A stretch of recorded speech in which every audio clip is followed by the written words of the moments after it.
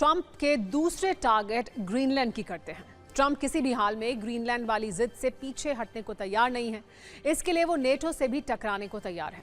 Trump की Greenland जिद ने अमेरिका और यूरोप के बीच जंग की आशंका को बढ़ा दिया है। ट्रंप को पहले बातचीत से समाधान की उम्मीद थी, लेकिन अमेरिका से ग्रीनलैंड के प्रतिनिधि मंडल की बातचीत के बाद ये उम्मीद खत्म हो गई है।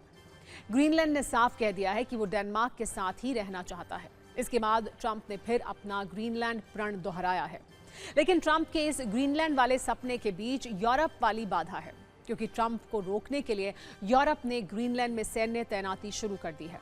व्हाइट हाउस की तरफ से एक तस्वीर पोस्ट की गई। इस तस्वीर में ग्रीनलैंड में दो रास्ते दिखाए गए हैं, जिसमें एक तरफ अमेरिका का झंडा और दूसरी तरफ रूस और चीन का झंडा है। इस तस्वीर से ट्रंप ये बताना चाहते हैं कि ग्रीनलैंड को या तो अमेरिका ले ले या फिर यहाँ रूस और चीन का कब्जा होगा। ट्रंप की इन धमकियों को यूरोप के देश गंभीरता से ले रहे हैं। ये देश मिलकर ग्रीनलैंड में आर्कटिक एंड्योरेंस युद्धाभ्यास करने वाले हैं, जिसमें डेनमार्क के साथ जर्मनी, फ्रांस समेत यूरोप के कई देश शामिल होंगे। जर्मनी अपनी स्पेशल सर्विलांस टीम भेज रहा है। फ्रांस माउंटेन वॉरफेयर यूनिट्स की तैनाती कर रहा है। नॉर्वे, स्वीडन और ब्रिटेन भी अपने आर्मी ऑफिसर यहां भेज रहे हैं। कनाडा और नीदरलैंड ने भी सैनिक और गोला बारूद भेजने का फैसला लिया है। ग्रीनलैंड की राजधानी नूक में हर्क्यूलिस विमान से हथियार पहुंचाए जा रहे हैं। यूरोपीय देशों के सैनिक भी यहां पहुंच रहे हैं, क्योंकि ये ट्रंप कह चुके हैं कि वो ग्रीनलैंड को कब्जाने का हार्ड वे भी अपनाएंगे, यानी हमला भी करेंगे। अगर ऐसा हुआ तो यूरोप और अमेरिका की सीधी टक्कर होगी। ट्रंप इस बात को समझते हैं, इसीलिए उन्होंने नेटो देशों को भी टारगेट कर लिया है। एक सोशल मीडिया पोस्ट में ट्रंप ने लिखा, ग्रीनलैंड अमेरिका के गोल्डन डोम सिस्टम के लिए जरूरी है, इसीलिए नेटो को इसमें अमेरिका की मदद करनी चाहिए, क्योंकि बिना अमेरिका के नेटो की भी कोई ताकत नहीं है। सैन्य तैनाती वाले शक्ति प्रदर्शन से यूरोप के देश ट्रंप के इसी नैरेटिव को काउंटर करना चाहते हैं। साथ ही वो बताना चाहते हैं कि यूरोप की संप्रभुता से किसी भी कीमत पर समझौता नहीं होगा। यूरोप की ये सैन्य तैयारी ग्रीनलैंड में रूस और चीन के दखल वाले ट्रंप के आरोप का रणनीतिक जवाब भी है। वैसे देखा जाए तो तुर्की और हंगरी जैसे कुछ देशों को अगर छोड़ दें तो ज्यादातर नेटो देश खुलकर ट्रंप के खिलाफ हैं। यानी ट्रंप की ग्रीनलैंड वाली जिद दुनिया में महायुद्ध की वजह बन सकती है। कल ग्रीनलैंड और अमेरिका के प्रतिनिधि मंडल में बातचीत हुई। तब ग्रीनलैंड ने यह साफ किया कि वो डेनमार्क के साथ ही रहेगा। यहां आपके मन में एक सवाल जरूर होगा कि आखिर ग्रीनलैंड को डेनमार्क की जरूरत क्यों है।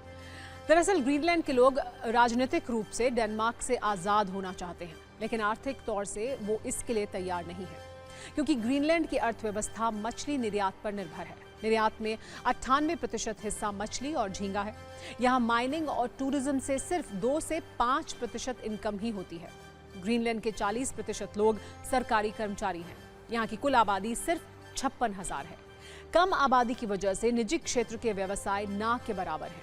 यहाँ तक कि एक शहर से दूसरे शहर जाने के लिए सड़क नहीं है। लोग डॉग स्लेज का या नाव से ही सफर करते हैं। हालात ये है कि अगर डेनमार्क अपनी सब्सिडी रोक दे तो ग्रीनलैंड का पूरा सरकारी ढांचा ढह जाएगा। डेनमार्क हर साल ग्रीनलैंड को लगभग $500 मिलियन यानी करीब 4,500 करोड़ रुपए की ग्रांट और सब्सिडी देता है। ये राशि ग्रीनलैंड के कुल बजट का आधा और इसकी जीडीपी का लगभग 20% है।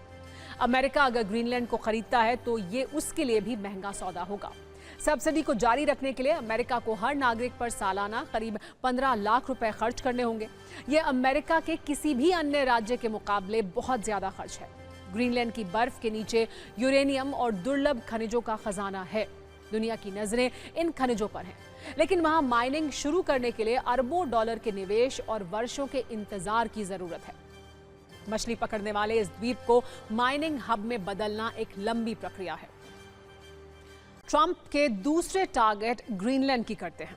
ट्रंप किसी भी हाल में ग्रीनलैंड वाली जिद से पीछे हटने को तैयार नहीं है। इसके लिए वो नेटो से भी टकराने को तैयार है। ट्रंप की ग्रीनलैंड जिद ने अमेरिका और यूरोप के बीच जंग की आशंका को बढ़ा दिया है। ट्रंप को पहले बातचीत से समाधान की उम्मीद थी, लेकिन अमेरिका से ग्रीनलैंड के प्रतिनिधि मंडल की बातचीत के बाद ये उम्मीद खत्म हो गई है। ग्रीनलैंड ने साफ कह दिया है कि वो डेनमार्क के साथ ही रहना चाहता है। इसके बाद ट्रंप ने फिर अपना ग्रीनलैंड प्रण दोहराया है, लेकिन ट्रंप के इस ग्रीनलैंड वाले सपने के बीच यूरोप वाली बाधा है, क्योंकि ट्रंप को रोकने के लिए यूरोप ने ग्रीनलैंड में सैन्य तैनाती शुरू कर दी है। व्हाइट हाउस की तरफ से एक तस्वीर पोस्ट की गई। इस तस्वीर में ग्रीनलैंड में 2 रास्ते दिखाए गए हैं, जिसमें एक तरफ अमेरिका का झंडा और दूसरी तरफ रूस और चीन का झंडा है। इस तस्वीर से ट्रंप ये बताना चाहते हैं कि ग्रीनलैंड को या तो अमेरिका ले ले या फिर यहाँ रूस और चीन का कब्जा होगा। ट्रंप की इन धमकियों को यूरोप के देश गंभीरता से ले रहे हैं।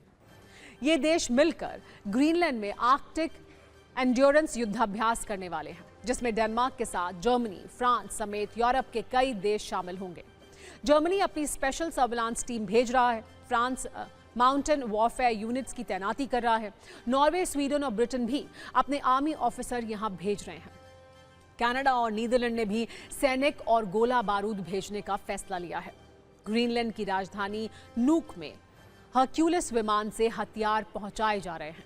यूरोपीय देशों के सैनिक भी यहां पहुंच रहे हैं, क्योंकि ये ट्रंप कह चुके हैं कि वो ग्रीनलैंड को कब्जाने का हार्ड वे भी अपनाएंगे, यानी हमला भी करेंगे। अगर ऐसा हुआ तो यूरोप और अमेरिका की सीधी टक्कर होगी। ट्रंप इस बात को समझते हैं, इसीलिए उन्होंने नेटो देशों को भी टारगेट कर लिया है। एक सोशल मीडिया पोस्ट में ट्रंप ने लिखा, ग्रीनलैंड अमेरिका के गोल्डन डोम सिस्टम के लिए जरूरी है, इसीलिए नेटो को इसमें अमेरिका की मदद करनी चाहिए, क्योंकि बिना अमेरिका के नेटो की भी कोई ताकत नहीं है। सैन्य तैनाती वाले शक्ति प्रदर्शन से यूरोप के देश ट्रंप के इसी नैरेटिव को काउंटर करना चाहते हैं। साथ ही वो बताना चाहते हैं कि यूरोप की संप्रभुता से किसी भी कीमत पर समझौता नहीं होगा। यूरोप की ये सैन्य तैयारी ग्रीनलैंड में रूस और चीन के दखल वाले ट्रंप के आरोप का रणनीतिक जवाब भी है। वैसे देखा जाए तो तुर्की और हंगरी जैसे कुछ देशों को अगर छोड़ दें तो ज्यादातर नेटो देश खुलकर ट्रंप के खिलाफ हैं। यानी ट्रंप की ग्रीनलैंड वाली जिद दुनिया में महायुद्ध की वजह बन सकती है। कल ग्रीनलैंड और अमेरिका के प्रतिनिधि मंडल में बातचीत हुई। तब ग्रीनलैंड ने यह साफ किया कि वो डेनमार्क के साथ ही रहेगा। यहां आपके मन में एक सवाल जरूर होगा कि आखिर ग्रीनलैंड को डेनमार्क की जरूरत क्यों है। दरअसल ग्रीनलैंड के लोग राजनीतिक रूप से डेनमार्क से आजाद होना चाहते हैं, लेकिन आर्थिक तौर से वो इसके लिए तैयार नहीं है, क्योंकि ग्रीनलैंड की अर्थव्यवस्था मछली निर्यात पर निर्भर है। निर्यात में 98% हिस्सा मछली और झींगा है।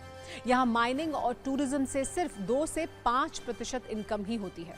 ग्रीनलैंड के 40% लोग सरकारी कर्मचारी हैं। यहाँ की कुल आबादी सिर्फ 56,000 है। कम आबादी की वजह से निजी क्षेत्र के व्यवसाय ना के बराबर है। यहाँ तक कि एक शहर से दूसरे शहर जाने के लिए सड़क नहीं है। लोग डॉग स्लेज का या नाव से ही सफर करते हैं। हालात ये हैं कि अगर डेनमार्क अपनी सब्सिडी रोक दे तो ग्रीनलैंड का पूरा सरकारी ढांचा ढह जाएगा। डेनमार्क हर साल ग्रीनलैंड को लगभग $500 मिलियन यानी करीब 4,500 करोड़ रुपए की ग्रांट और सब्सिडी देता है। ये राशि ग्रीनलैंड के कुल बजट का आधा और इसकी जीडीपी का लगभग 20% है। अमेरिका अगर ग्रीनलैंड को खरीदता है तो ये उसके लिए भी महंगा सौदा होगा। सब्सिडी को जारी रखने के लिए अमेरिका को हर नागरिक पर सालाना करीब 15 लाख रुपए खर्च करने होंगे। ये अमेरिका के किसी भी अन्य राज्य के मुकाबले बहुत ज्यादा खर्च है। ग्रीनलैंड की बर्फ के नीचे यूरेनियम और दुर्लभ खनिजों का खजाना है।